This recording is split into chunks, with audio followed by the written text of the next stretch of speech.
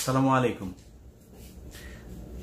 গতকালকের একটা ছবি সারা দেশের মানুষের ভেতরে নানান ধরনের প্রশ্ন,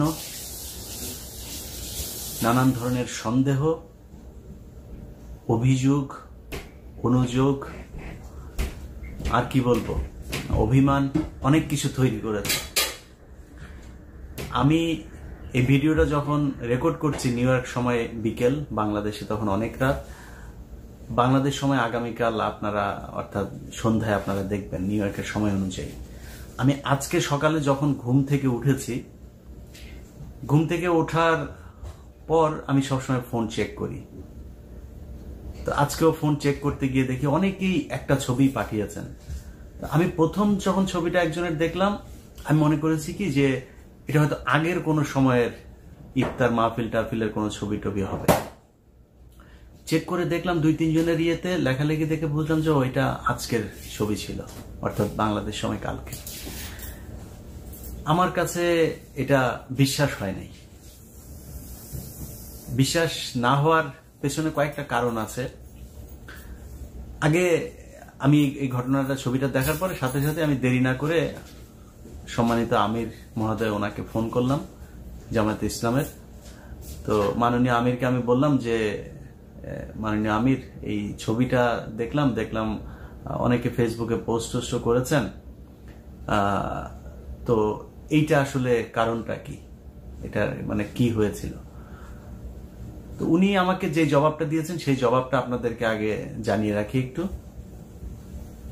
সেটা হচ্ছে, উনি বলেছেন ওনার সেখানে ওই জানাজার নামাজের ইমামতি করার কথা ছিল এবং তিনি সেখানে দাওয়াত পেয়ে তারপর গিয়েছেন। যাওয়ার পরে তিনি একটা রুমে বসেছিলেন।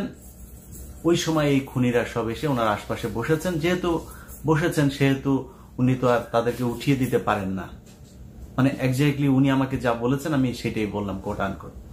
উনি এটাই বলেছেন যে আমি তো আর ওনাদেরকে উঠিয়ে দিতে পারি না, ওনারা বসেছেন, এইটুকুই। আমি এর বাইরে আর কোনো কিছু জানি না। এটা কোনো পরিকল্পিত পূর্ব নির্ধারিত কোনো মিটিং, আলোচনা কোনো কিছুই না, এই এতটুকুই। তো এটা জামাত ইসলামের ধরেন বক্তব্য যদি আমরা হিসাব করি, বাংলাদেশের মানুষ, আমরা যেহেতু মানুষের জন্য কথা বলি, আমাদের অনেক মানুষের সাথে কথা হয়, আমাদের আলোচনা মানুষ শোনেন, মানুষের কথাগুলো আমাদের বলা উচিত। তা আমি মনে করি জামায়াত ইসলামকে কিছু কথা, মানুষের যে কথাগুলো, আমি এরপর অনেকের সাথে আলোচনা হয়েছে, তাদের মধ্যে বেশিরভাগই জামাত ইসলামকে প্রচন্ড রেসপেক্ট করে, তাদেরকে ভালোবাসে, এমনকি তারা চায় জামাত ইসলাম রাষ্ট্রীয় ক্ষমতায় আসুক। কিন্তু এই ঘটনায় তারা কষ্ট পেয়েছেন। এর কয়েকটা কারণ আছে। প্রথম কারণটা যদি আপনাদেরকে বলি, খুব বেশি দিন হয় নাই বাংলাদেশে একটা গণহত্যা ঘটেছে, 2000-এর কাছাকাছি মানুষের জীবন। এটা একটা ফানি বিষয় না। সেই মানুষগুলোর রক্তের দাগ এখনো পর্যন্ত শুকায় না এবং সেই খুনের সাথে সরাসরি সম্পৃক্ত, বিশেষ করে আবুল কালাম আজাদ, তো সে প্রধানমন্ত্রীর প্রেস সেক্রেটারি ছিলেন প্রাক্তন, আর বুলবুল এবং এই ইকবাল সোবহান চৌধুরী, এই দুজন সরাসরি খুনের সাথে জড়িত। কারণ 4 তারিখ রাতেরও তাদের যেই আপনার টক শোতে বক্তব্য, তার ঠিক 1 সপ্তাহ আগেও শেখ হাসিনার সাথে তাদের দেখার সেই যে প্রেস ব্রিফিং এ মত বিনিময় যেটা হয়েছে, সেই অনুষ্ঠানেও তারা যে বক্তব্য দিয়েছেন, সরাসরি ছাত্রদের বিরুদ্ধে, বাংলাদেশের মানুষের বিরুদ্ধে কথা বলেছেন এবং শেখ হাসিনাকে উস্কানি দিয়েছেন যাতে এই খুনগুলো করা হয়, যেভাবেই হোক শেখ হাসিনা যেন রাষ্ট্রীয় ক্ষমতায় থাকেন। অতএব তাদের বিরুদ্ধে সেই অভিযোগ আনা উচিত এবং তাদের বিরুদ্ধে সেই হত্যা মামলাও আছে। এটা হচ্ছে সবচেয়ে বড় জিনিস। অতএব খুব স্বাভাবিকভাবেই মানুষ প্রশ্ন করবে যে খুনিদের সাথে কোনো মানুষ এক টেবিলে বসতে পারেন কিনা। আমি মনে করি জামায়াত বিএনপির এই গত 15 বছরে যে কষ্ট সহ্য করেছে, জামায়াত ইসলামী কিংবা বিএনপিতে আমার চাইতেও অনেক বেশি, আমার পরিবারের চাইতে অনেক বেশি কষ্ট নির্যাতন সহ্য করেছে এরকম অসংখ্য মানুষ আছে। তাদের ক্ষোভ আমার চাইতেও বেশি থাকার কথা। কিন্তু তাদেরকে দেখার পরে আমি যদি ওই জায়গায় থাকতাম, সবার আগে জুতা খুলে পেটানো শুরু করতাম। তাদেরকে তো এখানে গণধোলাই দিয়ে মেরে ফেলা উচিত, কিন্তু তাদেরকে সেইখানে কেউ কিছু বলে নাই। জামায়াতে ইসলামের মতো এরকম একটা বিশাল রাজনৈতিক দলের সম্মানিত আমির, সর্বোচ্চ পদে যিনি আছেন, তার পাশে বসেছে, ছবি তুলেছে, খাবারও সামনে দেখলাম। এটা খুব ইজি মনে হয়নি আমার কাছে। মানুষের প্রশ্ন, ওই অনুষ্ঠানে বা ওই জানাজায় এই তিনজনকে দাওয়াত দিয়েছিল কে? এটা খুঁজে বের করতে হবে সবার আগে। খুনের আসামি, তাদেরকে ওইখানে দেখার পরে পুলিশকে কেন খবর দেয়া হয় নাই? এটা পরের প্রশ্ন। এই ব্যক্তিরা সেই ব্যক্তি যারা কিনা গেল এই কয়েক বছর আগেও দুইজন খুব সম্মানিত মানুষ, আপনাদের যাদের মনে আছে, যারা রাজনীতি নিয়ে ঘাটাঘাটি করেন, ডক্টর পিয়াস করিম, আরেকজন হচ্ছে কবি আল মাহমুদ। এই দুইজন মানুষকে তাদের মরদেহ প্রেস ক্লাব কিংবা শহীদ মিনার কোথাও নিতে দেওয়া হয় নাই, এবং তার সাথে সরাসরি যুক্ত ছিল এই বুলবুলা এবং এই ইকবাল সোবহান চৌধুরী। এই দুইজন সরাসরি বাধা দিয়েছে। এই দুইজন, তারা আজকে বিএনপির গাজী রুহুল আমিনের মৃত্যুতে জানাজায় আসবে, তাদের দাওয়াত দিয়ে এনে তারপরে এইভাবে বসায় তারপরে খাওয়াবে, এটা কোনো স্বাভাবিক ঘটনা না। আপনি যদি বুলবুলের কথা চিন্তা করেন, আমি 21শে টেলিভিশনের সাবেক একজন কর্মী।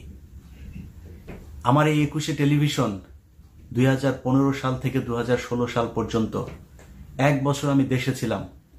টেলিভিশনের চেয়ারম্যান আব্দুস সালাম তখন জেলে। আমরা অপেক্ষা করছিলাম যে আব্দুস সালাম আবারও ফিরে আসবেন, আমরা আবার 21শে টেলিভিশনে যাব। এর মাঝখানে হঠাৎ করেই সম্ভবত নভেম্বর মাসে এই বুলবুল ছাত্রলীগ, আওয়ামী লীগ, যুবলীগের ক্যাডারদেরকে নিয়ে 5 মিনিটের মধ্যে পুরো অফিস সন্ত্রাসী কায়দায় দখল করে। অতএব জামাত ইসলামের চিন্তা করা উচিত, 21শে টেলিভিশন জামাত ইসলামের জন্য কি কি করেছে 2009 সাল থেকে শুরু করে 2015 সাল পর্যন্ত। এইটুক দায়বদ্ধ, এইটুক কৃতজ্ঞতা বোধ থাকা উচিত। শুধু জামাত ইসলাম না, বিএনপি বলেন, এখনকার সরকার, ভবিষ্যতের কোন সরকার যদি মনে করে যে 21শে টেলিভিশনের চেয়ারম্যান এখন আবার 21শে টেলিভিশনে গিয়েছে, তার সবকিছু ভুলে যায়, তারপরে 21শে টেলিভিশনের চেয়ারম্যানকে কোনোভাবে হয়রানি করা হবে, 21শে টেলিভিশনের উপরে কোনো আঘাত আসবে, আর আমরা আমেরিকায় থেকে চুপচাপ বসে থাকব। আরেকটা জিনিস জানায় রাখি যে সামনের বৃহস্পতিবারে 21শে টেলিভিশনে আবারও 21এর চোখ শুরু হচ্ছে, এবং সেই 21এর চোখের প্রথম পর্ব আমি শুরু করছি। আমার কথা ছিল এটার লিঙ্ক পার্ট, উপস্থাপনা সহ সবকিছু করা। আমি সময়ের কারণে সেটা পারবো না, বা ধারাবাহিকভাবে সেটা করতেও পারবো না। আমি চেয়ারম্যান স্যারকে বলেছি যে আমি মাঝে মধ্যে যখন যখন সময় পাবো তখন আমি 21এর চোখ রিপোর্টগুলো, অনুসন্ধানগুলো আমি করব। তো প্রথম পর্ব এই বৃহস্পতিবার, অর্থাৎ আপনারা যখন ভিডিও দেখবেন তার কিছুক্ষণ পরেই 21এর চোখ দেখতে পাবেন 21শে টেলিভিশনে রাত 9:30টায়। এখন এই 21শে টেলিভিশনের সরাসরি জামায়াত ইসলামকে তারা সাপোর্ট করেছে। জামায়াত ইসলামের না করলেও জামায়াত ইসলাম 21শে টেলিভিশন দ্বারা অনেক উপকৃত হয়েছে। সেই 21শে টেলিভিশন যেই ব্যক্তি দখল করেছে, সেই খুনি যখন জামায়াত ইসলামের পাশে এসে দাঁড়ায়, তখন কিন্তু 21শে টেলিভিশনের যে কর্মী, এটার যে প্রতিষ্ঠানের মালিক সহ অনেকের মনে কিন্তু কষ্ট আসবে। এটা আমার মনে হয় চিন্তা করা উচিত ছিল।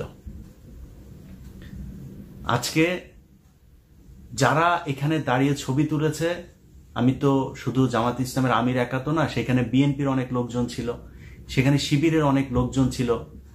তাদের কোন কারণে, কে তাদেরকে গণধোলাই না করা থেকে বিরত রেখেছিল, সেই নামগুলো প্রকাশ করা উচিত।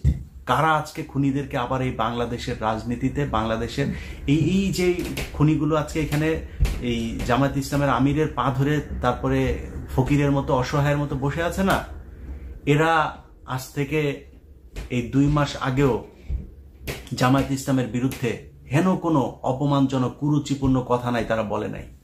আজকে তারা জামায়াতের আমিরের পায়ে ধরে এসে তারপর সুযোগ খোঁজার চেষ্টা করছে। ওদেরকে সুযোগ দেন, আপনাকে আমি গ্যারান্টি দিলাম আবার 2 মাস পরে এরাই আপনাদের পায়ে সবল দেবে। মনে করার কোনো কারণ নাই যে তারা জামাত ইসলামে যোগ দিয়েছে, তারা আপনাদেরকে জামাত ইসলামকে ক্ষমতায় নিয়ে আসবে, তারা খুব খুশি এটার ব্যাপারে, একদমই না।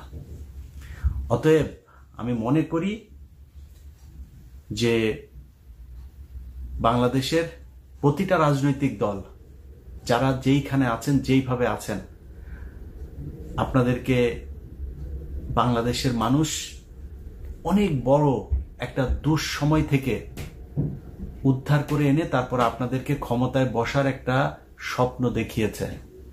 অতএব যেই মানুষগুলো রক্ত দিয়ে আপনাদেরকে ক্ষমতায় আনার জন্য একটা সুযোগ করে দিয়েছে, আপনাদের ওপেনে রাজনীতি করার, ওপেনে প্রেস ক্লাবে গিয়ে বসে থাকার সুযোগ করে দিয়েছে, তাদের প্রতি মিনিমাম দায়বদ্ধ থাকা উচিত। আমি আমার কথা আবারও বলি, আমাকে যদি জিজ্ঞেস করেন যে আমি বিএনপি করি না জামায়াত করি, আমি 2 দলই করি। আমি শুধু আওয়ামী লীগ করি না। আমি মনে করি তারা এই দেশ স্বাধীনতার জন্য, সার্বভৌমত্বের জন্য হুমকি। এদের বাইরে বিএনপি জামাত যদি একসাথে 150 আসন ভাগাভাগি করে যদি দেশ চালায়, আমার কোনো সমস্যা নাই। কিন্তু আমি চাই আপনাদের ভেতরে সেই সম্পর্কটাও থাকুক। আপনাদের ভেতরে কোন্দল তৈরি করার জন্য যারা নানান ধরনের গোয়েন্দা তৎপরতা চালায় তাদের ব্যাপারে আপনারা বুঝেন, এবং আওয়ামী লীগের এই যে দালাল, যে খুনিরা আপনাদেরকে ধরে আপনাদের ঘাড়ে বসে তারপরে বাংলাদেশের রাজনীতিতে আবার প্রতিষ্ঠিত হওয়ার চেষ্টা করবে, তাদের ব্যাপারে আপনারা সজাগ থাকেন।